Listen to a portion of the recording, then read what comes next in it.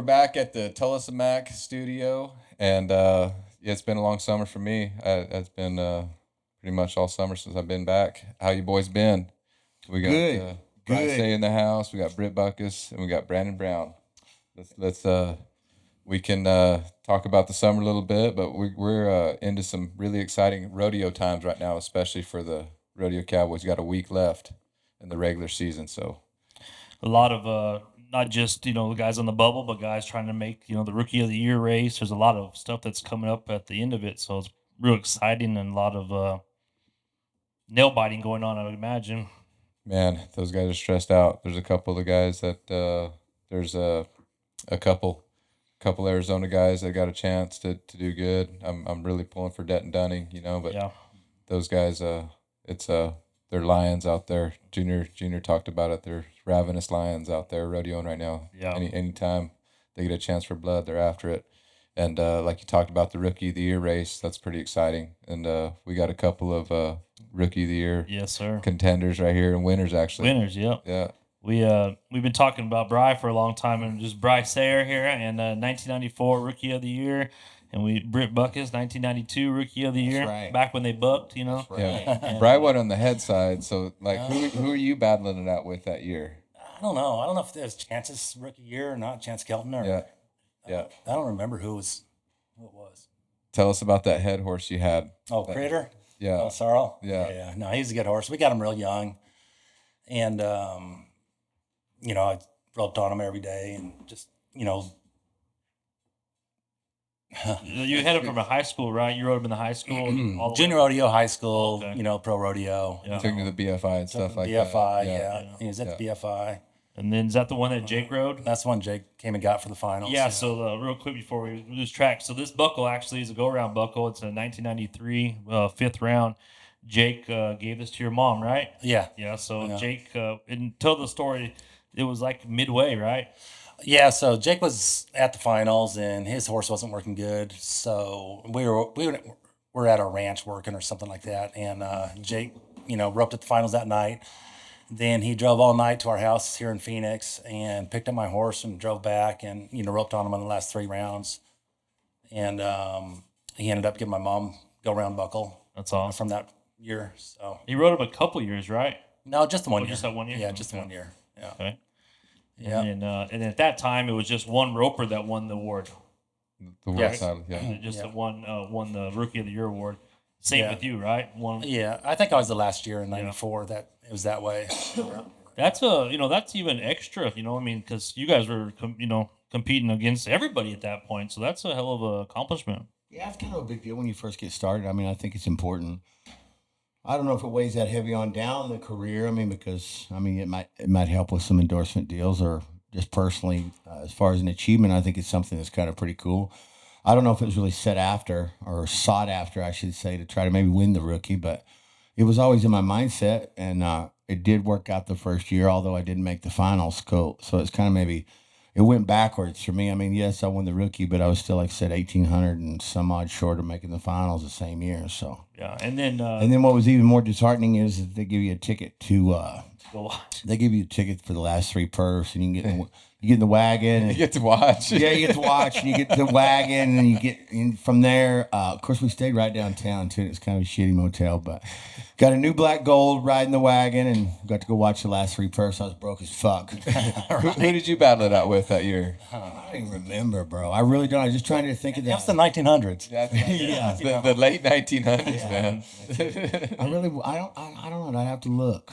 I would say it's pretty rare, or maybe I'm wrong, but for a rookie to want to make the finals that year. I mean, does that happen often? I mean, I'm just thinking back as Junior on Zabrano won it. I mean, but like you said, the year that you were competing against it, Yeah. that'll Patrick Smith not only made the finals, won the fucking average. Yeah, So Patrick that's- Smith went in there.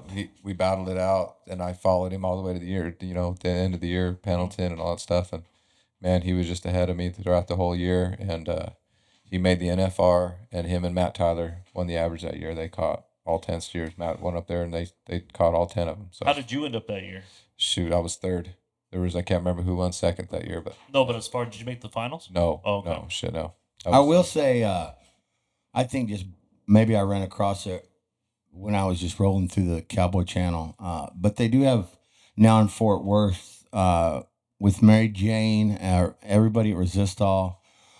The company's been good to me from day one. I was with them for a couple of finals, and I mean, I don't think there was a year that went by a rodeo that I didn't have maybe five Resistols in a box, different colors and different styles, and all had the medium Gus, kind of the low profile Gus. But it was just a good company to work for. But I think now in Fort Worth, they've got maybe a rookie finals or something. I think so. Yeah, Got they something do. set up. So maybe because they need to increase membership, maybe. But just the program itself is good for kids. So What is that called? It's a Resistol rookie deal they have. It's just for Yeah, rookie roundup. I yeah, think there they you call go. that over Yeah. there, and they have it in Fort Worth, right there in the North Side Arena. I don't know what they call it. Can't remember what they call it, but it's right there. They got a good crowd. It's a pretty cool. good rodeo. Yeah, and I think it pays good too.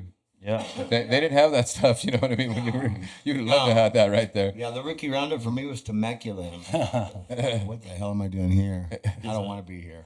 Our buddy Junior Zambrano won it. Yeah, He's rookie of the year. yeah. He had a few. But shout out to Resistol. They got a good program. They gave hats since '92, and I'm sure they've been involved every year. And they got cool hats. They got good shit. So that's the bottom line.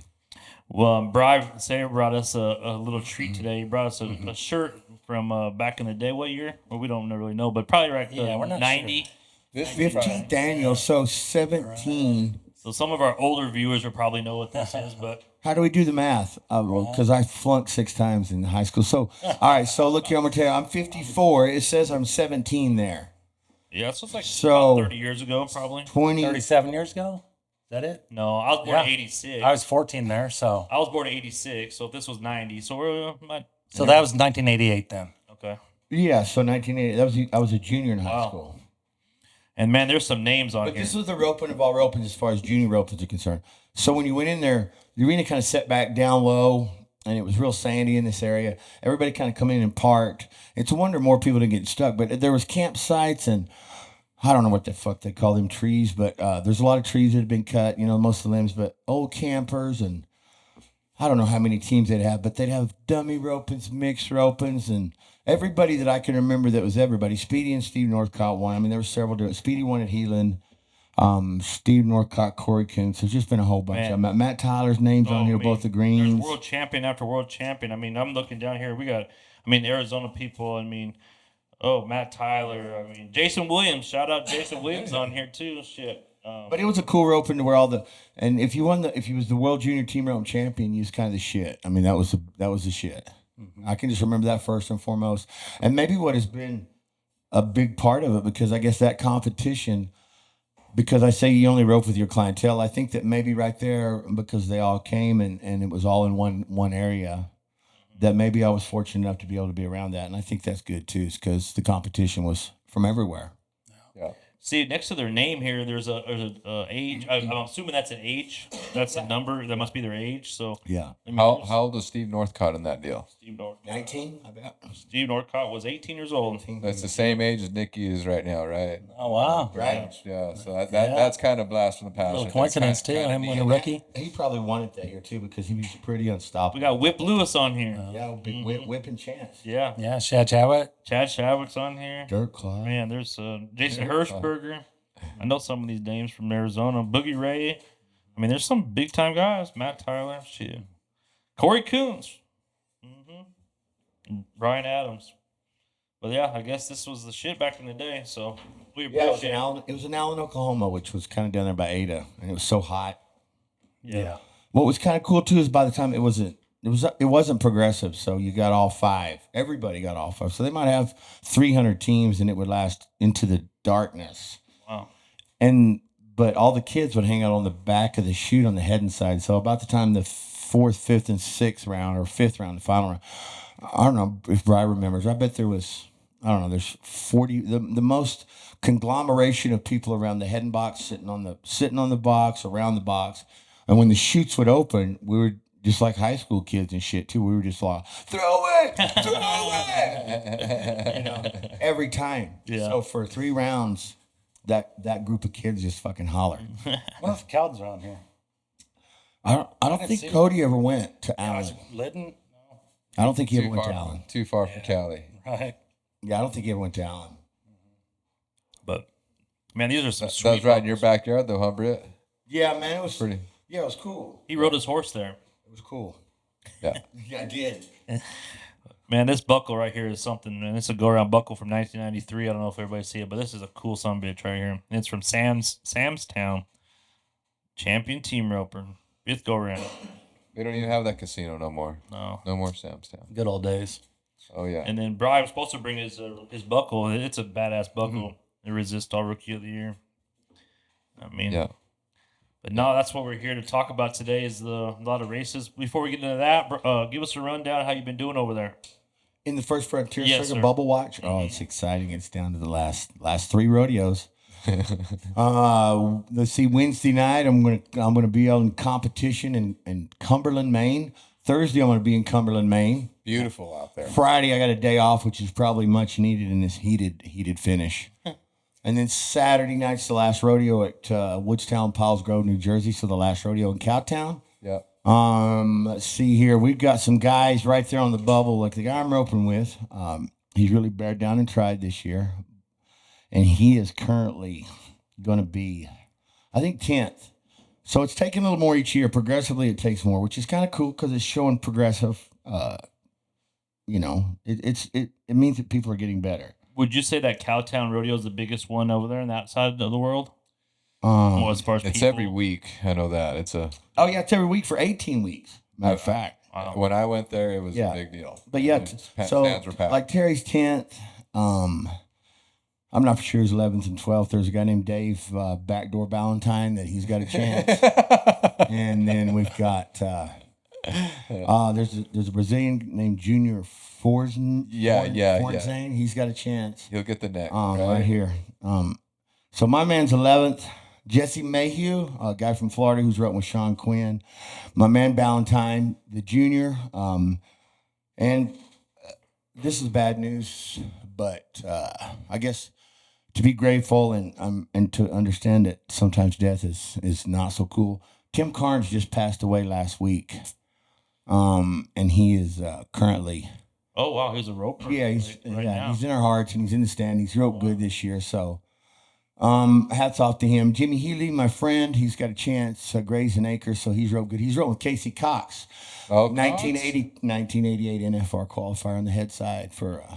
He's for still speed. after it, man. So yeah, so He was out there when I was. Yeah. When I went out there. Like he's still getting 10 on. years ago. He's still getting it on, and might have the same trailer. Any Yeah. relation to Bob Cox? Pardon? Any relation to the Cox up mayor? No, he's nowhere near Merrill's. No, he's not going to win the Merrill. East Coast Cox. Oh, 5,300 is what my partner's got. So I need to win another 500, and I think he's probably pretty good. So 2 in Maine, and I think they might have 15 teams, and then the 1 in New Jersey. yeah. So what? Amen. 1,500 for the ones in Maine going to pay, and then maybe a couple 2,000 for New Jersey, or is it right there? We're going to back off to about 910, maybe 850. Okay. And then we get to Cowtown. The last one is going to be maybe 1,000, 1,080. I got you. Yeah, but 6 monies. I Yeah. got a chance to run a little over 2,000 at it right there. So, Yeah, if you need 500. yeah. Odds are good. Odds are in your favor. We're in the pressure cooker. Just those are the best right there. It's my favorite time. You might be able to do the old hat whip whenever you just pull I it am back on going one. to. He'll with do the it name on anyways. You're right there, especially Cowtown. They love that stuff. Oh, yeah, they love it. Yeah. So, yeah, it's exciting. It's going to be good, and we're looking forward to the big finish. So, here we go. So that's the circuit finals. So you win the circuit finals. Then when is the big circuit finals? When all the circuits come together? Oh, they're in Colorado Springs in July. Right there. Second and third weekend in Yeah, July, which yeah, is cool. Now yeah, they got a July. good setup there too. It's neat. Like 25,000. It's kind of the show. Oh, wow. It used to be the Pikes Peak or Bus Rodeo, right? Right. It used to be the Colorado Springs Rodeo. Yeah. And they just changed it, made it Wow. bigger. Kind of I didn't even know that. Yeah. Yeah, It used to be in Pocatello. Yeah, it was in Pocatello. Then it went from there to maybe Oklahoma City for a little bit. But Florida too, dude. Yeah, I Remember did go to Kissimmee? Kissimmee. I went to Kissimmee one year. Tanner Baldwin went over there. Tanner Baldwin Yeah. went to Kissimmee. Yeah, he did good over there, didn't they? He yeah. won a check. So like, Oh yeah. you won the turquoise, right? You and Kyan. Yeah. Yep. Yeah. And then you guys went over there to Pocatello's Yeah. fine. yeah. I think I was on my permit then. Really? It's Kyne's rookie year. Okay. Yeah. Yeah, Pocatello's fine. Huh. I did. How'd Kyan end up in the rookie? Second. Yeah. Who got him that year? Nick Sarche. Oh yeah. Kyne and I were roping, and Kyne was winning it. And then I wanted to go home for a while, so I went home and kind of started roping with someone else. Jason And- Williams. Yeah, it was Jason. Yeah, and then Nick needed a partner at Colorado Springs, so I started roping with Nick. We roped, for 2-3 weeks right there, and we did really good. Second Springs, second Dodge City, and placed just about everywhere. And so Nick passed Kyan. Then Kyan calls me. He's like, Like, "Hey, what the fuck, bro? yeah, you need to stop that shit. Yeah, you need to come home." So I did. But Nick and I had a great time rodeoing, and we did good. And then went back, rubbed with Kyan some more. We just couldn't catch Nick. So Yeah. Nick won it. Kyan won second. That's when Kyan wrote in the paper, like, little fucker, or just, Oh, so many yeah. words. Like, Yeah. he kind of like got on your ass a little bit. Yeah. Kyan should have won it more than I did. I think Kyan always wrote better than me, and he wanted it more. I just kind of longed for the ride, and Yeah. Kyan worked at it, and really roped good, and Yeah. real competitive. I was just out there having fun. Yeah. You're chasing, but maybe not a gold buckle, but something else. Right? Having as much fun as possible. Right? Yeah, just enjoying it. Yeah. Well, the late Kyan. Cayon. No, that's that story you were talking about when you first met him, and he was drunk in the back of the truck. Yeah, oh yeah, he was just a baby. That was Yeah. right there. We were at Allen. Yeah, We were at the World Junior. yeah.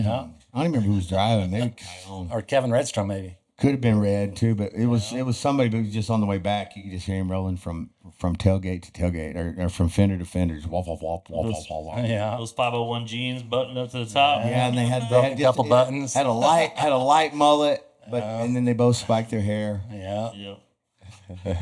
How's your what did you say when you were doing Is this? your fly button? Yes, bro. That's good. Yeah. Let's go. Flies button. That's good. Yeah. Yeah.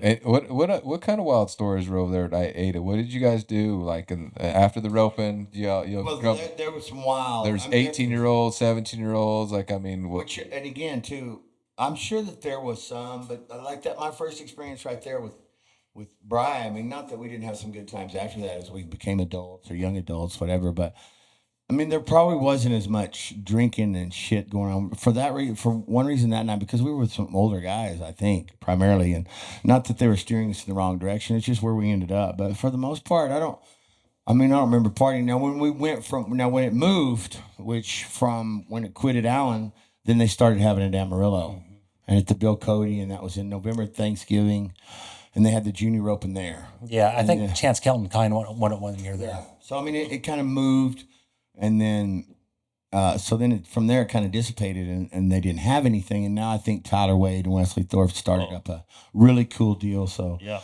it's kind of taken over, which I think is good because if not that they need to drag more talent out, because it looks like it's flourishing pretty good. There's some young guys that really real good, but I thought it was just something you needed to go to and win, and as you say, if whether or not you take it on with you, you can always say, I won the World Junior. And it's kind of always something we wanted to do. Well, yeah, because I headed for Matt Sherwood there 1 year, actually. Yeah.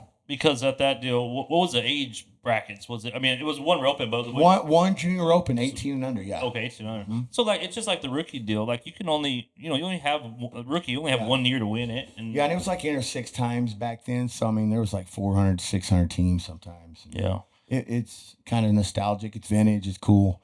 A lot of guys got their start there. And I say again, too, and I'll briefly touch up on it, I think you rope with your clientele, and I think that's what it provided, was for me to rope around guys that rope better. And whether at that time I knew it was doing me good, I think it does. Absolutely. Oh, yeah. Absolutely. Cesar, when you're going to, you got the wolf pack and they're kicking ass and doing all that. You being around all the younger people or the younger crowd now, you're seeing these grassroots, these kids that are 12 or whatever coming up. Is it blow your mind? Like, when you're that age, I mean, when you're that age, you probably didn't really notice it because you're in the mix. But now as an adult and has much knowledge as you do in the game, is it like, I mean, crazy to see these kids out there just kicking ass? These kids got access to money. They got really Yeah. good horses, and they're good kids, and they're talented on top of it. So it's like, man, Yeah. sky's the limit. They can go as far as they want to. And that's what you said. You told me the other day. He goes, primarily before it was kind of like little pockets of good ropers. You said, "Fuck, I'm in Montana and I go to Louisiana. They're fucking everywhere. There's sharks in every." So There's little kids that crave it every state that I go to, and like, yeah, I've traveled all over too. And Britt's over there, First Frontier Circuit, and there's some gamers over there too. You know what I mean? Like, everywhere you go nowadays, there's some good ropers, and I think the difference is like, my little boys, they're on some really good horses, man. I've been searching and trying to get them under really good horses, and that's taking them to another level. Yeah. I mean, they're Zorro, my 10-year-old, he's on a horse that I could take to the rodeos right now and take to the bigger opens and stuff. He's open caliber horse, but you can take him all the way down to a 10-year-old, and he can. Yeah. Those are number two special. level. Yeah, he's a cool horse. Yeah. So it's like he's gonna have that horse to his junior high level, to kind of like Brye. You know, he's gonna have it his whole career right there. That's gonna take him to the highest level. If he wants to go to the pro rodeos, he's got a horse for it. And man, that has to mean so much to be able to. I mean, even me, I got a horse that I've had for, and I'm just like stuck on it. But to be able to ride a horse or have the same horse from a junior level all the way up to the highest level, that helps tremendously. You know, not having to bounce around. But man, to have, I mean, going back to that story, but to have Jake Barnes call you and use your horse, that would have been something special. He didn't call. Oh, he didn't call? No, no one knew about it. He just showed up at the house, and my mom's like, "Hey, someone's here getting your horse." Who is it? So he rode that horse obviously before that. He must have knew about it, or Yeah, a little bit. He was a great horse. Yeah. And Jake was around a bunch of your house. Yeah, Jake used to come over. Jake and Clay used to come over all the time, rope with us, since we were real little. Yeah. So yeah, he knew my horse, and Yeah. then I got a bunch of Jake's old horses, that he rode at the, finals, and a bunch of his old good horses. And when he got done with them, I got them. Yeah. So yeah. Well, that would be something to see your horse, kicking ass and winning a go around buckle. It'd be cool. Yeah. You see a lot of it. Like I guess Patrick Smith got to watch Wesley Thorpe win a gold buckle last year on his horse. A really good world class heel horse. That's a rank sucker, but you see that right there. You kind of match them horses with a talented roper. It's lights out. And what's that horse that Painkiller's riding? He's got a couple. Well, the one that the real famous one. Well, the one they got from Rich Skelton, Yeah. the Bay. Yeah. I'm not sure that horse's name. That's a very, very that nice horse has been around, right? Multiple people have rode that one. And, Yep. Yeah. Yep. There's a right there in the Texas area, right there. I think that would come from Dustin Davis, and then Rich Skelton bought him, and he rodeoed on him for a little bit, and then Colby got him. Yeah. So but Colby's got a lineup of horses. I think he has Patrick Smith's heel horse now. He owns him. So he's. I mean, even like Lucky Bucky. I mean, I never owned the horse, but I petted it a lot. I still like, I have a connection with Lucky, and I see him over there, and they were doing the interview, and Junior had him in Pendleton. I don't know if he rode him in Pendleton, but he had him over there, and I saw him in the background, and so. So you guys know exactly how important it is to have good quality horse, right? I mean, there's something to these winners. Like you're right. If you're riding a winner, he's gonna take you to the pay window every time. Like you can ride a horse that he's a nice horse, but there's something to them ones. You had one for sure, and I've seen Britt. I've seen a couple, actually about 3 heel horses. I've seen them Britt. Yeah, it was just easier all the way around. I mean, I can remember fighting it on other ones and still winning on them, but it's just like, all right, so there's the difference. And then all the clinics that I had for all those umpteen years, and just to see each guy that maybe was battling it because they couldn't afford it or whatever different reason, it's just, you want them to have the best because you want them to understand how much easier it is on something that makes their job relatively easy, kind of like driving a nice fucking car. It's just, it's easier to do that. But yeah, I mean, I think it's important. Like Tyrone the Roan. Oh yeah. I mean, right now he's got me in a position where I'm chasing the senior pro title. Hell yeah! See, look at me. I'm even proud. You know. Finals in October at a Globe, maybe at the San Carlos. Oh yeah, that's a nice place. Yeah. Oh yeah. Yeah, we got a big. That's a big 4-header right there. We're looking forward to coming down to nail biter. I'm in second place right now behind Cole Ivy, but Cole. We're coming for you, bro. Today. Coming for you, dude. Today. No, I mean, even at my level, when I got my horse, I never rode a horse that, I mean, I was always riding just, whatever. And then when I got a horse that I felt like, I was like, man, this is a lot more fun. This is fun now. Yeah, it makes it easier. It's fun. When you want to throw, they know how to back off right there. They got a feel. It's like I tell people, them horses that are good ones, they kind of see the run. Yeah. They kind of show you the shot. Yeah. You just got to be ready for them and stay out of their way. Yeah. Shout out Tanner Ball. And I always say, he's the one, but Tanner called me and said, this is the horse. And I bought it sight unseen. I bought 2 horses from the same way. Tanner called me and they both worked out. So. Oh, yeah. Baldwin knows what the fuck he's doing. Oh, yeah. Mm-hmm. He's got a PhD in horses. Yeah. He loves it.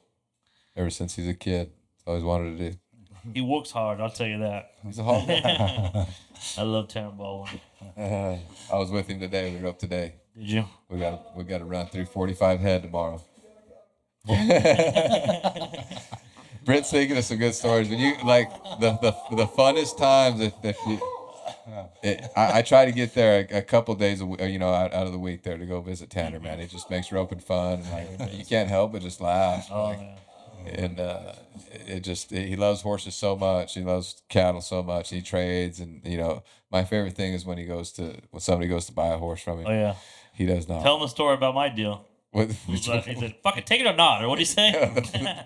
We recently sold a horse, and they liked the horse. We sent him some videos. I had a handful of videos, and he liked the horse and wanted to try him and come over, and same thing. It was just come around there. This kid was 17 years old, 16 years old. Perfect for that horse because he was a lot of horse, And went and got a vet check on him. I think what did you guys settle at 22.5 or something right there? I think 23,000. Yeah. But that yellow horse had fucking a list of shit wrong with him. They vet checked him in. So that kid calls Tanner and says, "Hey, we need to take less for this horse." I think it was 15 or something like that. Yeah. Tanner says, "You can bring that horse right back right now.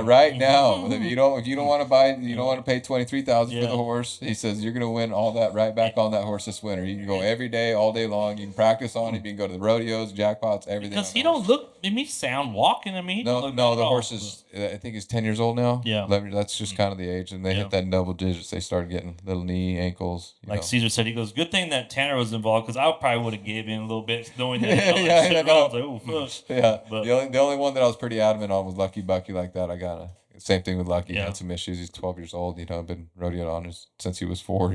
So he's like has some issues for sure in his legs. Well, yeah, same thing. Junior's like, "Oh, yeah, do you want to take less?" I'm like, "No, man." You were at my house that day. Yeah. Remember that? Yeah, And you were on the phone, and then you're like, "Hold on, let me call Tanner." And Tanner's like, "Tell him bring that motherfucker back." But no, shoot, he's probably already. Man, he's won BFI on him, all kind of shit. I mean, he's done good with Already him. paid himself off for sure. But like Tanner knows a good horse like that, and you're gonna win the money back off of him. It ain't like you're gonna lose your money. Yeah. Like if you can keep the horse alive for a couple years right there. I don't know how much. I mean, these headers are paying $250,000 for head horses, but you look at the standings right there. They got a chance for $250,000 a year every year for the world title, guys. 300,000, so they're gonna pay themselves off. Did Kyan and your guys' horse? Did you guys raise that horse, Critter? Yeah. No, we got him from the Brysons actually. But didn't you have multiple ones, or his brother or something? No, that's Kyne's heel horses. Okay. Yeah, he had Pistol and Booger. Okay. Yeah, he had his little good bay horse Chapo, first, and then Booger, and then Pistol was a younger brother to Booger that Kyne was roping on towards the end there. Yeah. So yeah, I remember that Pistol. Yeah. Yeah. I'll never forget. We were in Oklahoma, and it was probably 6-7 years ago. It wasn't that long ago, and we were over there, and I go, I've been watching the roping at the U.S. finals. I come back, and we're parked like on the other side of the railroad tracks, like pretty fucking far away. And Kyne's sitting in the truck with his feet up. He's smoking a cigarette, and he has his horse with the reins, and he just saddled up, booted up, ready to go. He's like, "What team they on?" I'm like, 60, whatever. He's like, "Oh, fuck." He's like, I'm an 80th. I said, "Yeah, you better fucking hurry." And he's like, he throws the cigarette down. All of a sudden, a fucking train pulls up and stops right there. And like, you have to walk around this fucking train a mile long. You know what I mean? Like, he's like, "Oh, fuck." And he was cinching up. He had to ride all the way down and go around this train. Did you catch him? Oh, I'm sure he did. Fucking. Yeah, hurry. He saved my life that week. Cannot say that. He saved my life. I'll tell you that. That's a different podcast, but that's a true story. But no, we just wanted to touch base and want to take a break, and then we'll come back to some rodeo stories. For sure. All right. Hey, thanks for listening to the Tolleson-Mack, and we'd like to just take a second right now and give a big shout out to one of our coolest sponsors we have, Hoof Grip. They do a great job. I've got it in my trailer. Cesar's got it in his. Brandon, Britt, everybody's got it in their trailers. We really like it. It's an easy, quick cleanup. And again, we just like to thank Hoof Grip. They do a great job helping us out to make the podcast be available for you guys. All right, we're back. Second half. We had a little dallying disorder over here, but we got back on it. We got them tied on. We're tied on. Second half, we're going to talk about this Rookie of the Year race. We got 2 Rookie of the Years in the house with us right now, and we want to talk about that. And then we're going to talk about the top 15, the Bubble Boys. But let's get into this rookie deal. Cesar, what do you know about that James Arvizo? James Arvizo is Derek Begay's nephew. Yeah, and they're a tight family over there. And I remember going to the NFR, and little James, he would have his big eagle feather in his hat, because he wanted to be like his Uncle Derek. And it's a funny NFR story. So Derek, he had an eagle feather, bald eagle feather in his hat. And the Friends of a Feather program, they tracked him down. Oh. And they wanted to see his paperwork that he was a real native. Oh, wow. Or else he would have got fined and maybe some jail time for that. No way. On Yeah. national television, it's a big deal. What happened? An eagle feather, especially on top of that. It ain't like he plucked it out. Like, what if he just found it? Like, we couldn't have one. Really? No. So Derek had just kind of a nice size one. Yeah. Little James had a big one up in the stand. So they'd put the camera up on Little James, and he was over there doing his little dancing and stuff. If you go back to like the 2009, 2010, 2011 NFRs, Little James was over there boogieing up in the stands with his little with his bald eagle feather up there. And he was a little kid, so it looked even bigger. Yeah. He wanted to be just like his Uncle Derek. And I'm man, it looks a lot alike out there. That's They're that wiggle. swinging, man. They got the same swing. They got a lot of the delivery. They're built a lot alike. It's man, it looks spitting image of it. So we'll be seeing more Little James, I'm sure. I mean, like you were talking about the other day when you came over, about like how important it is nowadays to have a coach or someone in your corner, and for him to have Derek. I mean, I'm sure this year Derek showed him the ropes. I don't know. I'm just assuming. I'm But glad you brought that up because Britt brought it up a little bit too. Like if you're around those kind of guys, and he was Britt was striving to be around the best ropers in the world. Yeah. Like the kids got so much more access to it now, and he would jump in to go with Derek. So. And it's the same thing as like a Tyler Trine, and he's seen it at the highest level his whole life. He don't know no better. Like that's just the way they rope. That's just he's seen it that way. Yep. And so, man, like I said, these young guys are really good. And James rides good horses too. That's another thing. His dad made sure that he was on good horses, and his Vic Begay, he's also making sure that he's kind of, as a coach, he's coached a lot of the Senna Jennies, the Rogerses, the Derricks, that little reservation up there. Vic is one of the best coaches up there. Yeah. So it's like, man, it's pretty important to have that kind of, and I'm sure Britt, you do a lot of clinics and stuff like that too, and you help people out with their roping as well. And man, it's pretty important to have that, and you got it right here in the access to your phone when you're. In the 80s, did you have a cell phone you can call your healer up? And I can call Cleo Bryan Cooper. He's my favorite healer of all time. I can call him up right now, and I'm sure we can talk to him a little bit. But it's like, did y'all have access to that? No. I mean, I was fortunate enough to have access to Jake and Clay. We just went through my mom's storage room recently, and there's so many pictures of like Jake and Clay at our house, and just old stuff with them. That's really pretty neat. Yeah, I sent some to Brandon and stuff. Just random stuff. That's where I found that buckle. And it's it was pretty neat. We were fortunate to have that. Yep.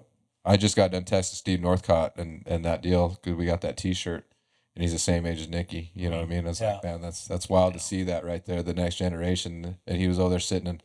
Amongst the greatest ropers at that time, right there, and at that arena. And now, Nikki's out there against amongst the best in the world too. It's kind of neat. It's Jan. And raised around it, or whether they have a clinician or someone they follow. But bottom line is too, and look, I mean, I know that social media has done this and today, but which I started to tell people this in the very beginning, that visual aids probably were the best for me to learn. The more I got to watch and see these old tapes of these guys roping at the fights and shit like that, then I think that was probably the best for me. I mean, I listened to some guys tell me, and there were some probably influential things that, made me a better healer. But to be honest, it was just like a lot of watching good guys. And so I think that too, because I mean, shit, they watch it all fucking day long. Growing up, did you have anyone like I had Jake and Clay around you, or you just not really? I mean, and do it yourself? Really. Huh? Yeah, pretty much. Joel Maker was. I still say Joel. I mean, yeah. Because I got to watch him a lot and he become a personal friend of the family. Yeah. He's a friend of mine. But yeah, he's got mad skills. He just flows. I say a lot about Rainmaker, that he just got good flow. Well, he made the NFR with Uncle George. Yeah, he did too. So I got all kinds of old pictures of Joel Maker. Yeah. He's got so I studied him when I was a kid. So and I watched him head at the George Strait and just rank, man. Just come over the chutes with it and bring heat. You're like, gosh, dang, that's pretty neat. And then he'll get on a heel horse and heel in the next rotation with somebody else. Like, gosh, dang, man, that's pretty talented. And that was when I was in 2006, 7, and 8. You were out there. And he was a little bit kind of older, and he was still doing work. It's like, man. And I say to get Rick Stock caught my eye a little bit too. I mean, the more I watched, and I met him. I don't know him real well, but I give him a shout out sometimes because I have watched a lot of his healing. I mean, he was kind of a guy that I thought maybe got him on a little shorter rope back in the day. Smaller loop. And and it was kind of, you wanted to do that. It was kind of cool as a healer. If you, not necessarily nowadays, but yeah. So, and his style looked pretty cool. So I watched Rick some. Yeah. So that's when the evolve of the heel loop. The healers were wanting to have the steer healed as the steer was jumping and have it come tight before they hit the ground the next jump. It's like there's just real quick. So if them healers, that's when it's Britt and Rick and these guys started evolving about that time, man. And that's kind of like these healers now. That's just Rick was good, real good back in the day. I remember him, when he was young too. But did he make the finals? oh yeah, I think a couple times. Yeah, Maybe with Boder or once or twice. Yeah, big shout out to Boder. But yeah. Yeah. So yeah, Rick Stock but he just, who was the other guy? One of the Twisselmans healed pretty good. Caleb, or was it? No, the old school. Nolan? Yeah, Nolan. Yeah. I watched him a little bit too. I don't know why guys like that call him. I mean, not that they were underdogs, but just certain things they did I thought was kind of pretty cool. Yeah.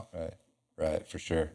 Well, we're gonna get to this. So the healing. So Nicky Northcott is leading the healing. I think he's got it wrapped up on the healing side. I don't think they can catch him. Yeah. And he's actually got Sioux Falls made as well.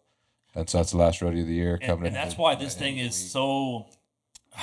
How do you feel about that? Before you answer that, like before there was like the end of it where there's a chance, like because with Sioux Falls, I mean, a guy from 20 something can, you know what I mean? It's I get it, but I kind of don't like it in a way because some guys have fought all this way and then they almost make it, and then you know what I mean? Am I right by saying that? Do you understand what I'm saying? What was the quote by Roy Cooper? The tough.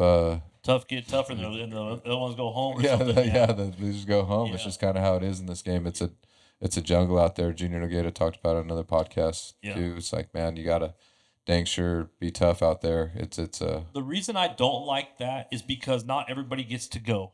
You know what I mean? If it was a rodeo where it was just like a normal where anybody can enter, then it'd be okay. But because you got to have points, I'm not sure how to explain it, but not everybody gets entered. That's what I don't feel like it's fair. I like it. It used to be Omaha back then, but I needed Omaha a couple times for the NFR, and if it wasn't because Omaha, I would never made it. So same thing with Sioux Falls. There's going to be guys at the bottom of the pack, like Denton Dunning. He's right outside of it right now, but he's got a very good chance. He wins, fifth in a day money. That's enough to get him in the top 15. But Omaha, when you won it, it was a normal rodeo, correct? Well, it was a top 12. It was a year-end deal. Same thing. You had to qualify to get into that. 24. Yeah, Brandon, you can't just put your name down. It's not. No, I'm not saying that. Well, it's Put me in, coach. Put me down over there. Yeah. Well, they had different playoffs, right? And that was the end of the playoff. Yeah. That's part of the deal. It's the same thing in the NFR, man. It's like, how does the guy from the 15th back come back and go ahead and kick everybody's ass and win the world? That happened to me in 2000. Was it 2010? I think 2011. Turtle Powell and Jet Johnson. They just freaking first round W, and they come back and maybe caught another one really fast. And then the third round, they win the third round too. It's like they're already past everybody. Yeah. And then they win the average, and it's like you're not going to catch them now. Like they're already past everybody and keep winning. I think they placed it. I think they won another day money, like seventh go around or something like that. It's like because no way to catch these guys now. Other than those. What's it called? Sioux Falls Governor Cup or whatever. Other than that, what's left? San Bernardino, Poway. That'll probably go into the Monday of next week. So Sioux Falls is this weekend, and then there's I think Monday. What is it? Wednesday is October 1st. Mm-hmm. Yep, that's a deadline for the regular season, October 1st. And those rodeos, they're probably don't pay as much, right? I mean, how is it? San Bernardino's going to pay $3,500 a man to win it. Poway, it's you can win another $3,000. So you can win six right there, pretty good. And then is Amarillo and a few of the rodeos going on? I don't know, Stephenville and stuff that's going on right now. And there's a few of the last little bit of rodeos. I think there's even Omaha. I think they got, but Sioux Falls is going to determine a lot of stuff. And man, I'm telling you what, you don't want to be the guy just trying to hold your 15th spot right now. It's not safe. So that's I think Trey Yates right now is 15th, and he needs to go over there ready to win that whole thing. You don't want to be trying to just place and hold that spot because man. I mean, I mean, I was looking at it a little while ago. It's from about 20th back still has a chance. Your nephew's 18th in the world. He's right there. Yep. Right there. Tyler's that's another good roper right there. He's got a really good chance, and I think they got it into. They get to go. Him and Denton get to go. That's cool. Yeah. So yeah, I'm pulling for Denton. Yeah, he's- Arizona boy. Yeah, used to up with his dad years ago and stuff. You know, just real good people and stuff. And hopefully Denton makes it and we can get him on before he goes to the finals out here when he comes home to Arizona. Yeah, we had him on last year. Oh, did you? I'd love to have him on again. Yeah, before after he won his high school title. Yeah. I mean, Okay. Just a couple of years ago. Right. Yeah, he did really good. And it's like to see him grow up, even his facial features. He's getting like a man now. He's a man now. He's not a boy. Synergy's 15th. He's right on the bubble, and he has Luke Brown just right there, 2,000 back. So, and then Brenton Hall, he's 5,000 back. So I mean, it's so close. Him and his healer's a rank. Yeah. Throws fast, and so they're dangerous over there. So like it's very tough to be like 15th, and I'm in the top 15. I got the finals made. I don't even think 13th is safe right there. The last couple spots. Did you make it in 15th or 14th and all that stuff? I did. Yeah. I did. I went to Cow Palace. That was always the one. It was a season ender. So I went to Cow Palace several times and sit and watched, and it just kind of depended. But they had 2 in a short. So it was always sometimes disheartening, and then you went home broke. But yeah, the first and I guess 93. But 92 was, like I said, the year that I didn't make them by a little bit. It was my rookie year. 93, I had to work to kind of get back to where I had some money. And then there was a few years, like I said, that they were close. A couple of years with Doyle because, again, we would take off all March, April, May. So we wouldn't go anywhere. We'd have school. So during those years, yeah. So it was tough. March, April, May, that money that potentially you could have made, would you ever, because you guys made good money doing them schools, but it didn't go to the standings, of course. Would you ever like kind of second guess that yourself? But like when you came down, was the money so good that you didn't really? Not after the first 5 that I did, and Dole made sure that we got cash. So when Sunday rolled around, he handed me 3,000 cash. I'm like, hey, I'm fine. I don't need to go nowhere. But I'm sorry. I mean, like those rodeos that you missed out on, with not rodeoing. I mean, it didn't really matter. There was Huntsville and some other rodeos because I always liked Huntsville because it was Mack Altizer and Bad Company, and it just seemed to be always a pretty good team roping. So, the places where it was a good team roping, I missed. But for the most part, no. I enjoyed flying out and doing a Friday, Saturday, Sunday school and coming right back. I met a lot of cool people and made some jack. Yeah, made some big dollars. That's cool. Yep. Yeah, that's man, because when you start, you're like, even for a world title, and some people miss it by $100. You're like, man, over there at wherever rodeo and Prescott or whatever, if I would have placed one more higher, I'd be a world champion right now. It comes down to such a small percentage of so much small money. But who else I'm really happy and pulling for is Colton Smith. He made it COVID year, and I think he made it. This will be his 3rd trip, I believe, and I listened to the podcast the other day, and I've never met him, but I seen he's pretty cool. And then with Nikki's partner, Clay Smith, he was probably the nicest guy we've ever had on. Like, he was so respectful, but like you said, that Dustin over there is going to be wicked, huh? Yeah. Yep. I wonder what if who the lineup is going to be, if Levi's going to open Dustin or not this year, kind of what's going to go on. I'm sure they will. Partners and there's all kinds of drama going on right now in the rodeo world, team roping, especially like I said, there's guys that trying to make the finals, and once they get that lined out, who's going to rope with who, and so if it ended today on the head side, if today was the last day, I think the only new guy would be that Dawson Graham. I think everybody else has made it before, right? Man, and Dylan Graham, and there's some healers that have first timers there. Lane Mitchell, he's a healing sucker. That's but like I said, Denton's just he's $200 back.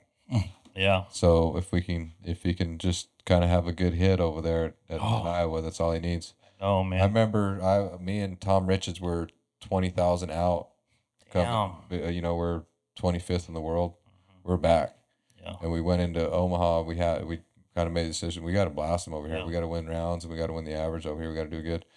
And we ended up doing good. And not only that, the story goes way deeper than that because of how it all shook out. Like your part, you weren't even open with him, and you told the story before. It was crazy. The coolest thing about it was, like you said, like if it wasn't a rodeo that paid 20-some thousand at the end of the year, there'd have been no chance. But Yeah. Like every time Tom, he was really smart, calculated header. Like if we drew a runner, he would be like, man, I'm gonna hit the barrier. We're gonna win fourth or fifth. You know, like he caught from when I started roping at around Lewiston, Idaho, he caught every steer all the way Omaha first. You know, like it was for money every single time. Every time the rodeo we went to, the steer was turning for money. So it was fun healing for him. And then so we won Omaha. We ended up winning that deal, and they had a Champions Challenge. Yeah, there you go. And so we had to even finish it off at the Champions Challenge. I already had a buy-in because I did good at Omaha a lot. I like that rodeo. Me and Begay already had a buy-in, so I was roping with Begay the next day, and Tom he won the rodeo, and so Big Al, shout out to Big Al, that was the last year he rodeoed, but he ended up getting Tom into his first NFR. And they were like 3-6 or something, or 4. 3.9. Me Yeah. and Begay were 4 flat. Yeah, and so and Tom tells the story. He's never been that fast ever. He's like, they just did right in front of him. He's like, oh fuck, like the right in front, and they had to come out there and they did it. hey, Big Al heeled one down too. Yeah. Like, you know, old school Big Al. Like he was he's gonna catch 2 feet a lot, but like he kind of let his hair down. He brought heat around the corner right there, and I mean borderline crossfired him, and got him, pulled back too, like Albach does, and like it was sweet. And like me and Begay, we got done roping right there, and we're kind of riding out, and Tom was the next team. He roped, and he's winning it.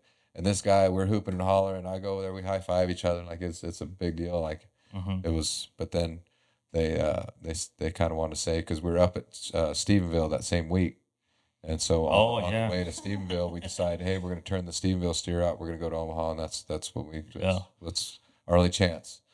Well, then Martin Lucero, since we were turning out, we were in a perf, the last perf over there at Stephenville. It was the same day as Omaha. And so he's like, hey, can we have that trade? And so we ended up trading. There's a lot of stipulations with that, and we ended up having to, we had to get lawyers involved and all that stuff. And there was a lot of recordings from the PRCA that they talked about, and like they had to bring up that. And they ended up saying that, it was official. We didn't go to more than 70 rodeos that year. And, just because we traded our spot don't mean we went to too many rodeos. We didn't throw a loop at Stephenville. But anyways, there's a lot of stipulations going on in like the rules, and at the year end there's kind of similar situations, painkiller. Same thing. There's guys that right there fighting for the 15th spot. We come from out of nowhere. You know what I mean? And we got them. There were some pissed off people. Oh man, there was a really Chad Masters and Kenny Harrell that year were pretty pissed off, because even Kenny, we were good buddies, and he was pretty upset with me because he had to come up with $10,000. They ended up, because he fought the deal, he had to get a lawyer. It cost about $10,000, and he just at the end of the deal, he still didn't make the NFR, and so he was mad. He's like, dude, fuck, dude, man, it was. Anyways, like you said, he drove straight to the office. Tom did. Yeah, straight to the office to get to them.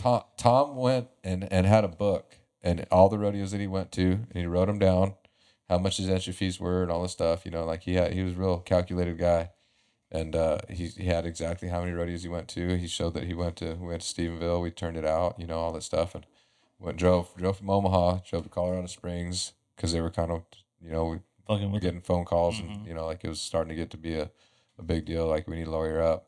So Tom brings the book, and he stops it on the desk right there, and I think that's what helped him out a lot, because the thing is, I had Omaha already made, and it was the same day we were up at Stephenville, so I already had the Kenny Harrell deal. That's what I got out of that deal. Like, but Chad Masters was fighting it for more so with Tom, because he had more of a fight, and then after about quarter way through the fight, the lawyer deal, Kenny's like, oh, I guess you're right, but Chad fought it all the way till a week before the NFR. Yeah, they wouldn't tell us, or they didn't know. And so I was back number 121. Yeah, the only time in history. The only time in history has only been 121 contestants that entered the rodeo, because they already had the back numbers and everything set up for Kenny and Chad. It was already in the Spin to Win magazine. and all that. Chad, stuff, Kenny, and then all of a sudden it was kind of one of them deals. But they didn't really talk about that comeback, because it was controversy. It was controversy for the longest time. If it wasn't, that would have been like one of the biggest comebacks in the history. But they couldn't really say, because I just more so Tom. As good as he roped, as Britt loves it, right? When your header just will turn them like that, like everywhere you go, it's just for money, and all you have to do is catch. It's a very fun job. Yeah. You know what I mean? And they pay you for it. It's Yeah. like, man, and it's like you rope with some headers too, like you might not get to turn in for 5 or 6 shots, and man, that And gets hard. snaps off. Yeah, and all of a sudden you get one turn, and then you may get a leg. It's like, gosh dang it, it's hard on the guy's confidence. But when that header's just turning them back, and we talk about one of my favorite healers that's doing really good, Jade Corkill, his partner. Golly. Man, Golly. every time his partner sets someone up, it's 2 feet, man. But like the header's setting him up so sweet, and everywhere he goes, it's turning them for money. And they might win first, or they might win third, You they might win think- fourth. They're going to win money though. Him and Aaron are going to rope together at the finals? You know what? I mean, Corkill? yeah. No, he's going to rope with Summers. I promise you. Oh, that's right. No, I promise you, he's rope with Summers. That's what I mean. As soon as Jane makes it, there's going to be some oddball teams Yeah. and stuff, and like. Because they win Cheyenne, they win Reno this year, and Well, like- what else? But He's got him a big old front lip dip too. Oh yeah, oh yeah. did you take good care of your books? Like, did you know exactly? I imagine. And Britt knows like it'll get like Yeah. like toward the end of the year, them guys are all counting, man. They're all Oh, they're that's all for asking sure. around how many roadies you got left, man. You got to have so they know exactly. So when you show up and you say, hey, I got 8 more rodeos left, and you've been to the 8th rodeo, and all of a sudden you show up at the 9th one, they're like, hey, dude, I thought you said you only had 8 more rodeos left. Oh, man, and big shout out Wyatt Cox. If he makes it or doesn't make it, man, I've been rooting for that guy. I never met him, but just outside looking in, he's been on the bubble. I mean, probably 5 years. Like he's been Shout out to Cheese. like he's been 16, 17, 20th. I mean, he's been almost there. And I saw him. He was like 14th a couple weeks ago, and I was rooting for him. And right now he's 17th in the world. We'll have him on the podcast one of these days. But he's right behind. He's 4,000 behind Denton. But you don't know me. I mean, I don't know you, but I'm rooting for you. Awesome. Yeah, good Southern California kid. Man, he's a really good roper. I've known him since the I think 2010 maybe is when I met him. So I've known him for quite a while now. 'Cause, But he's Man. ranked. There's some ropers that are so good coming up right now. Like I said, from about 20th spot, they still got a chance. 18th, that are yeah. man, they're hungry, and I tell people like it's hard to make a hungry wolf quit hunting. Like them guys are right there, first, second, and third right there. They're pretty fat, happy wolves right now. They're just kind of enjoying their spot over there. You're That 16th guy, he's a really hungry wolf right now, and he's wanting Yeah. it bad. That's all he can think about. There's nothing Looking for else them on his sheep. mind. You know what I mean? What about your boy? He's 37th in the world from Dewey. Tanner Braden, Yep. He's 37th. Got 55,001. that look good. At least he'll make the buildings, That's something to look for. Chris Young, he's 47th in the world. About Gucci man. Man, Gucci's a Hell yeah. so what Brandon is talking about is these guys got a chance for the winter rodeos. Anybody that's in the top 50 in the world. Now they get into Houston. I think it's top 32 ropers get into Houston. Top 50 get into San Antonio, and all the winter rodeos. So it's very Yeah. important. That's why these guys are fighting to They kind stay out there. Stay out there. I know it costs a lot of money, and they don't got a chance to make the finals. But listen, if they hold their spot, like they're trying to get into the top 30 because 30 gets you into Houston. Yeah, and then So- you win Houston. I mean, you're Coulter Todd and Derek Begay, which they didn't need it this year. They would have made No. it without it, but that was a huge boost. They just kept him up all year long to the top. Let's talk about that real quick. Coulter Todd, he has 163,000, almost 164,000. I don't know where that ranks an all-time healer going in there, but it seems like a lot of money before you make the finals. Levi Lord, I think, had 200,000 coming into Oh, it last shit. year. Yeah, they set a regular season record. What was your top money? Oh, I don't remember what it was. Did you win in number 1 3 times? Yes. So 70s, maybe 90s. It was different then. Yeah. Yeah, Yeah, for sure. which was a lot of money still. Yeah, back then I think it's kind of all the same. I mean, everything just rotates. Costs more, but you win more. I think it's all kind of the same. So you mark my words, Derek Begay and Coulter Todd, God loves those guys. I've got to rope with both of them. And like I was talking about Tom, like they just turn steers. When you need a good steer to draw, they drill the loper, Yeah. and they're catching a lot of cattle this year, and they're average champions there a couple years ago. So be on the lookout for them guys. If they're in their spot that they're in right now, if they can maybe get a couple deep day money wins and win the average, they got a chance to finish it off. Yeah. I feel like I don't know this. This is just a fan me. I feel like if they've been out there and been doing it for so long, and it's just the love of the game. But I feel like they win that gold buckle, it's gonna be a mic drop, and then they just ride off to the sunset. You never see him again. Coulter, that's You know all. what I mean? He'll And that would be so cool, man. Just a mic drop. And that's pretty neat. Both your old partners. Yeah, dude. Yeah. Both my favorite headers going Yeah. out of over there. That's over very there. cool. Very Yeah, cool. very cool. Like, yeah, and then like we talked about, uh, Clay Smith and Yeah. Nicky Northcott. He got Nicky to the NFR this year. That's pretty Because impressive. they were deep. He was like in the 40s. Like he was down wasn't there. even- he wasn't even close when they No. first started. He wasn't even top 50 when No. they first started roping. No. He was out of it, but he might have had $10,000 Yeah. whenever they started roping. Yeah. He's been Yeah. just like He ropes good. just like Corkhill, man. They just you Yeah. catch a lot of cattle and you catch them fast, and your headers are turning them. Um, It's a fun job. It is.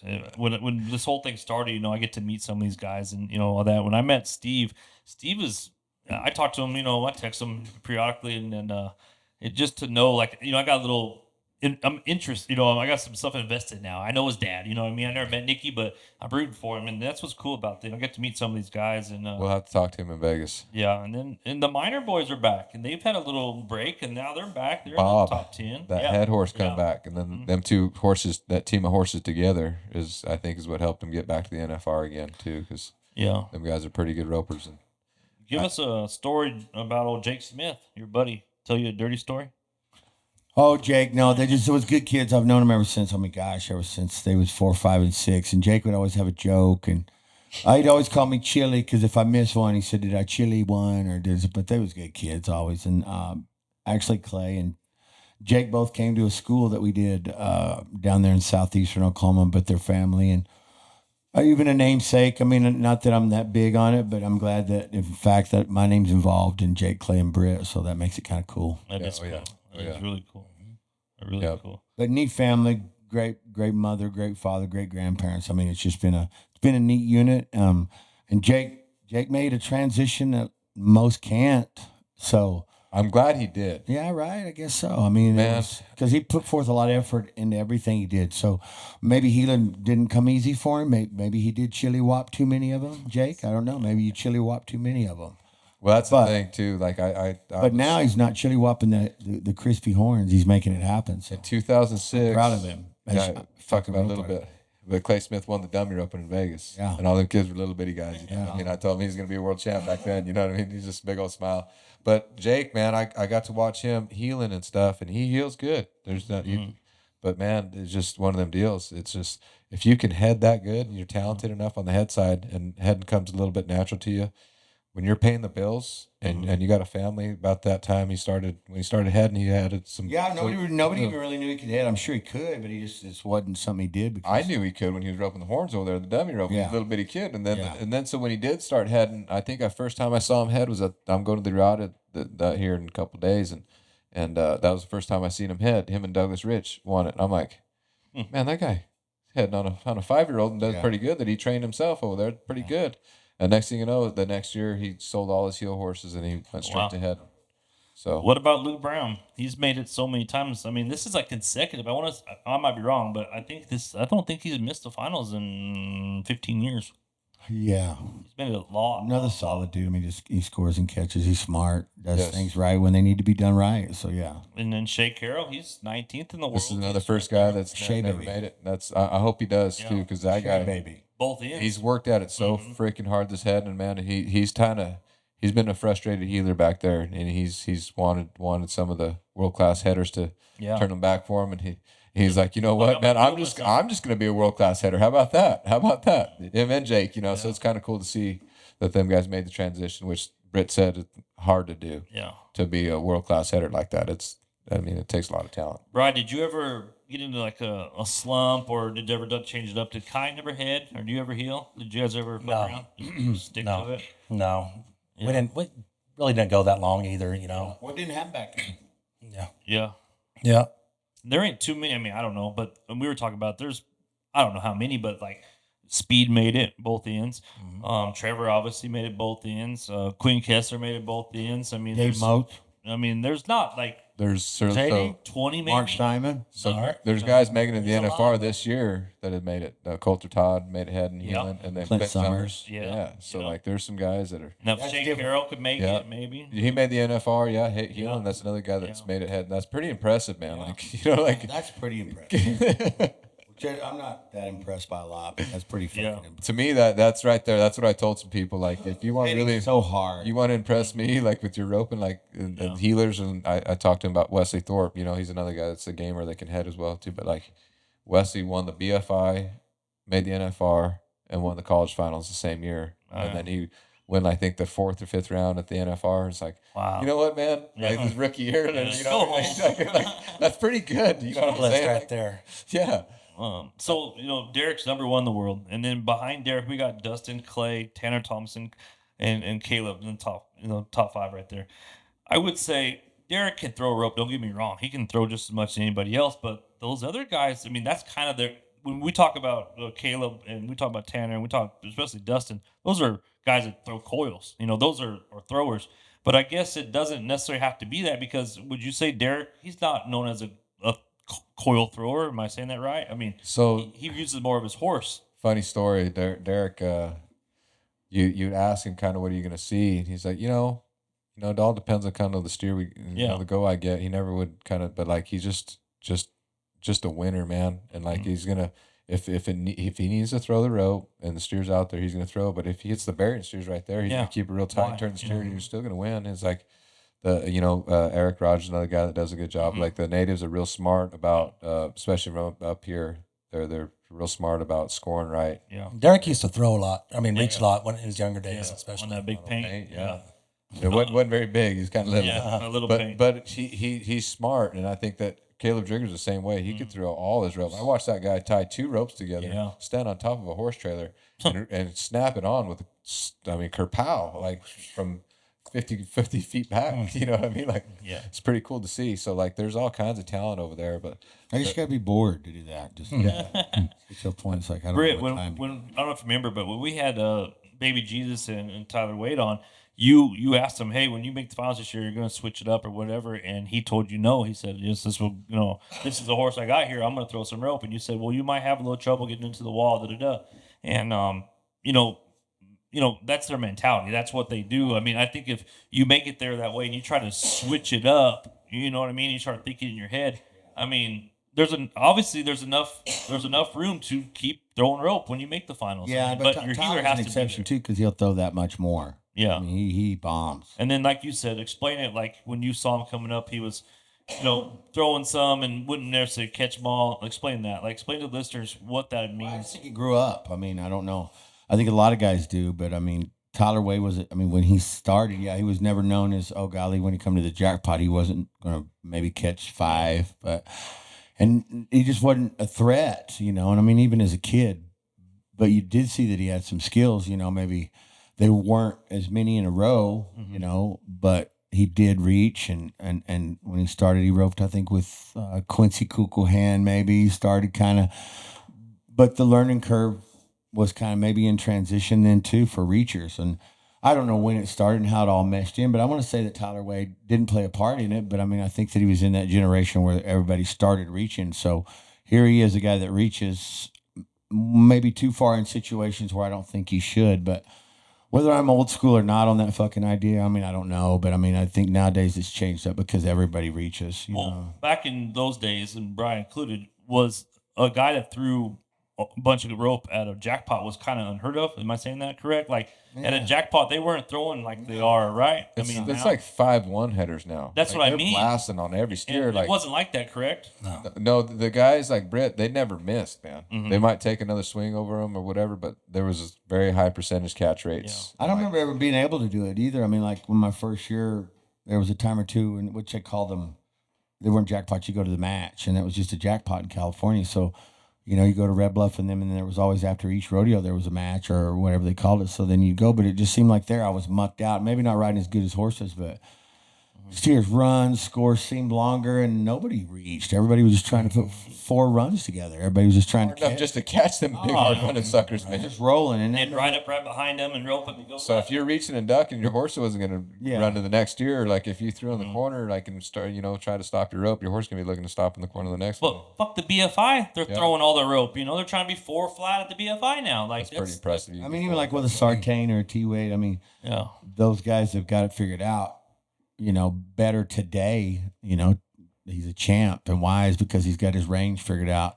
Is it too much in the Tolleson-Mack? Yeah, I mean, there's certain times that if that steer comes out and takes a step to the left, and he's already got it on it.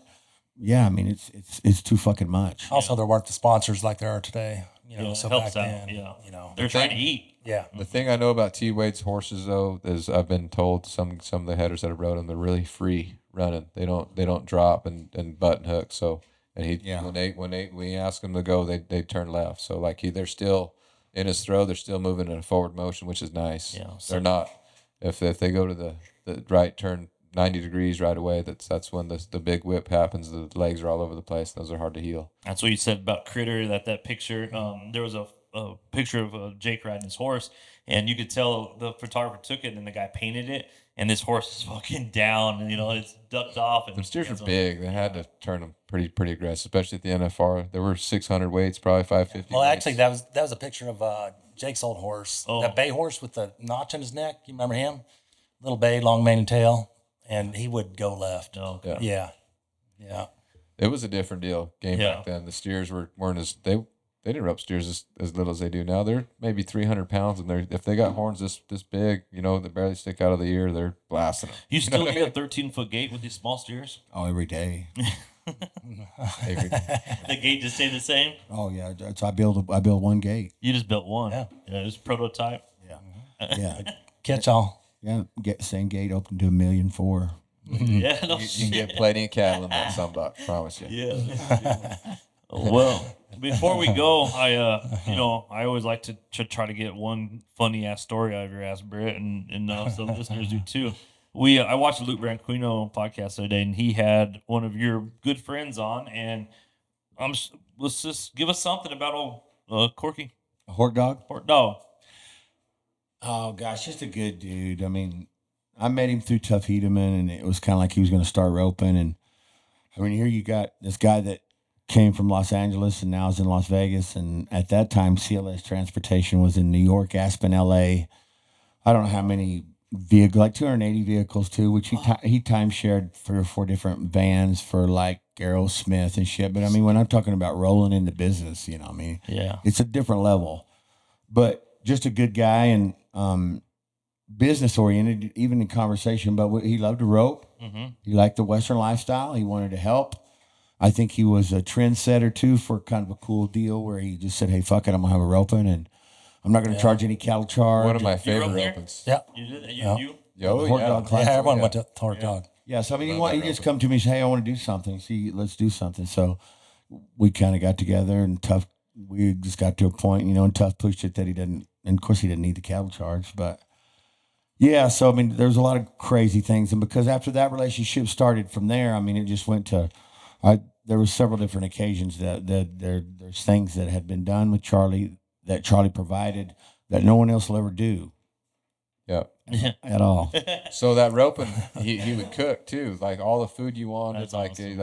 they cook good steaks and chicken, and like That's it was really good food. Like man, hospitality was good. well, this it was one of my favorites because like the videos, Britt was talking about visual and stuff like that. He had the best roping videos because he'd put his favorite music in the background, and then he was just roping, and it would go a regular run and then slow motion, Yeah. and then it wouldn't even really tell you times until the short go, Yeah. but it would all catches. The first 3 rounds and the short go was It was entered 3 times too, so everybody kind of have they'd have their 2 runs because you'd always have your other run before the year started, but then you kind of shop around and get another run. So it was always nice because you had another run. They did it at his place several years. They went to South Point right there. Well, they had it to South Point one year. They also had it out there at the South Point guys that owns it. Gone, right? Michael Gone, Gone. yeah, Michael. They had it at his indoor arena where all the cutting horses were. But yeah, great roping for many years. But Hort Dog was cool, and I mean, he traveled at a different level. He lived at a different level. And So at this house there, I mean, I just see the videos of it. I mean, it must have been a pretty big place. I mean, to have. Oh, it's huge. Yeah, and it's right there, and I saw the video, and it's it's straight across from the South Point now. Basically, it's right across. 3 miles from the Okay. the strip. So you're right there. And what was cool, I think that was so cool, what he did was put your guys' picture or name on the limos and stuff like that. Yeah, he did. He got full wraps. That's cool. I mean, that made you guys really feel like, you know. Yeah, for the last 5 or 6 years, which I talk about the limo deal with Charlie and our relationship, and shout out to the Hork Dog because he's just a good bastard. But yeah, I mean, I would roll in there and I wouldn't even drive to the finals. Chad Harper, good friend of mine from Arkansas, shout out to Roney. He would drive my horses out there and kind of take care of it. So I would get out there, I'd fly in, I'd have a limo from from the time I left those 16 days. Oh man, I'd keep him busy. Man. Keep him busy. But the best part about Hork Dog too is like that one year he said, "Hey, over the 4th of July," he said, "I know this is Cowboy Christmas," and he got a little more knowledgeable. And the thing about Hork Dog was that, of course, he's not a dummy, but talking about team roping and all the fundamentals it takes, he couldn't. He rode pretty good. But he took on a big challenge to fill his card and keep rodeoing and stuff, and everybody kind of pulled for him. But he did better, he did better up to a point. And I appreciate the fact that he tried that fucking hard. But you can see in business anything else he's going to try. But he asked me about the 4th of July one year, and so I said we could go here, here, and here. So well, put this into the equation, and he would tell you just directly, put this in the equation. I'm like, what? He goes, well, put in you got a G4. He said we're gonna have rigs everywhere. He said when we fly into the rodeos, we're gonna be picked up, all of us. We're gonna have our own horses, and he said we're gonna go right back when we get on that G4 and we fly to the next one. So I don't know. We had 10 rodeos to go to, and in between there was just enough time that we could go to Malibu, and he's got a home on Malibu. It just happened to be next to Macy Gray, and is it Ted Danson that's on Cheers and shit? Anyway, the white-headed guy. His place is right next. Well, they're long, skinny houses. All right, and the beach, of course, it's beachfront. Lived in this private gated community. Well, we got 5 or 6 more rodeos left, and so we'd entered and traded and all kinds of shit just to make sure that it was all good. And Malibu, the houses had a privacy fence, a big mortar wall or whatever it is. So, and when you opened the door, it didn't have much room between the wall and the door. So, Hork Dog, I think it was Cheesy and I had left, and we got a limo. We went to Hollywood, and when we went to Hollywood, we went to the Titty Bar at Hollywood. We saw Anna Nicole there. It was back to the Anna Nicole Neil. Cheesy and I saw Anna Nicole there, and then we went to the beach and partied a little bit, but came back, and we got a call, and it's like, hey, Hork Dog's cut his finger off. I'm like, no shit? Yeah, Hork Dog's cut his finger off. Well, the door between the wall, when he opened it up to put the trash out, the wind was blowing. Well, it cut the tip of it off, and it was bad enough. So he goes to the hospital, and he can't go anymore. So he's gonna have to turn out something. Fuck, we're fucked. Here's this G4. Here's 4 teams that are entered up all the way through all these other rodeos and shit. But he said, no, just take it. Yeah. So that's awesome. We got in the plane and we flew to several more rodeos, but it was always fun. We buzzed arenas several times with Hork Dog. We also flew in a Citation 10 a lot. He had a little leader, but we were never in a single engine or never any kind of Cessna. There was anything like that, which Cesar and I got on a plane. Well, I didn't get on the fucking plane. Did you? Dude, I did. That one with T that one time? Oh, yeah, when we got over there to Greeley? Yeah, dude, you wouldn't get on, yeah. No, we get over there to Greeley, but yeah, it's different. You wouldn't get on the plane? No. So you showed up to the deal. Me and Cheese and T and Cesar. So it's always from Greeley to Pecos. Well, I've done chartered enough times that when you come from Greeley to Pecos, I don't know fuck about avionics and atmosphere and shit. But when you come from hot or from cold to hot, when you come down the hot pockets, there's turbulence. And not your average turbulence. I mean, shit, they'll bounce your head off the top of one of them fucking ceilings. So I'm like, no. Because as soon as we get over there, I'm like, I look at it and I know it's just like, all right, there's the body. And a lot of times the belly's got an uncomfortable seat, but there's still a seat. Yeah. And it's removable for the most part because they do all kinds of other shit. But it's flat on the floor. It's not like it's a raised seat. Well, I get to the plane, and I'm not kind of like the first one there. We're hauling ass. Normally, we caught a ride in the back of somebody's truck. We all jump out, get to the plane. Me, Cheese, T, and Cesar. Well, about that time I get over, they open the door, and I look inside that motherfucker, and I'm like, ain't no seats in the back. And like there was just the pilot, this little co-pilot, which there wasn't one. He was just a single guy. And then maybe 2 little seats, but then back here was just the luggage and all kinds of shit. You just threw your stuff back there. And that was going to be where Cesar and I had to sit. You said no. No. I said no. I'm not You going. did? The fucking the auction deals come off. We got about Oh. fucking. way. We were. I think it was 17,000 feet, Fuck. and we had to get up to 30, and then we got damn near 20, and the oxygen mask dropped down, and it started dropping like that, and you know, you can hear like banging, you know, like the. Oh, fuck you. And so, No way. so the pilot's like, "Okay, guys, we can turn around and come back. You know, go back to Greeley, or we can try to make it work. You know, what I mean, but there's a chance you guys are gonna pass out." And fucking T was like, "Grab this dude by the hey, turn this fucker around and get us." Oh, good call, Britt. Trust your gut. Yeah, dude, get on the ground. T told this. So guy what'd you right do? now. You just took a truck or what? No, Turn, just, turn around, went back. just I that's don't know where we were or Rick was, but it was somewhere we had to go. no Pecos. Oh well, Oh, it's only well. 115 degrees over there. Fuck that. Pay that good anyway. You fly around too? A little bit, not too much, but some, yeah. But when I was at Charlie, it was different. Well, when you Yeah, go di- from that to Yeah, that, and then, there was a flight attendant, so it was nice. You had always had a You had a seat to sit in. yeah, Yeah, had a seat or a bed. some scenery. Yeah, and then there was he played music every time that we took off. He'd jack some music up, and then we'd buzz the arenas to the point, like I said, Byron Walker called the office and said, "Hey, I was in the bulldog and box, and I think he was riding fireman at the time, the gray that couldn't run much, but." He's about that time, Hork Dog, we'd go over the arena. He'd tell this pilot, go over the arena. He said, when you get there, so fuck, we get pretty close, you know. And then they'd turn and burn the coals and just shoot that somebody straight up. It's so loud. And so Byron Walker. So then we get a call. Hork Dog said the office just called and said that Byron Walker called. He was bitching because his fucking bulldog and horse spun out in the corner. Can you stop doing that? And you know, shout out to him. He surrounded himself with the best in the world. You know what I mean? He like Hork Dog's cool, man. Yeah, He's just Charlie a was cool great. dude. That's his. It He's was. just a cool dude. Matter of fact, too, one year at the finals, Charlie always normally had some gold buckle. Cesar was involved with something that, you know, was good. And so he's really good friends with Sting. Yeah.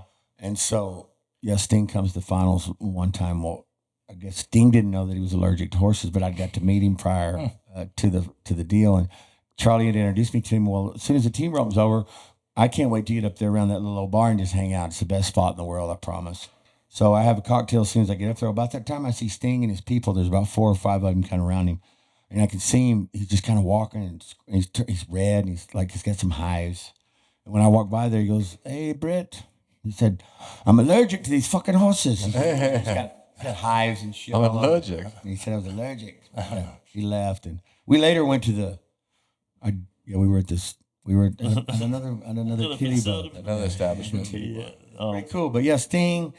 He drove for Michael Jackson. Yeah. When he had his first car, he's lived his life. He's got great chapters in his book. He's a good dude. I want to buy his book and have my wife read it to me, but it's I just listened to a 30-minute interview with Luke, and he touched on a little bit of everything. But you know, one of the most famous things is what happened. That he talked about it, so it's not nothing no one but knows. But when he got raided during the NFR, he talked about it on the Luke show. He said, T Money, they came out with their guns, tactical unit, come out here. And he said, T Money came out with his underwear, and they said, get on the fucking ground. He goes, it's 30 degrees. I'm not laying on that fucking cold ass rocks.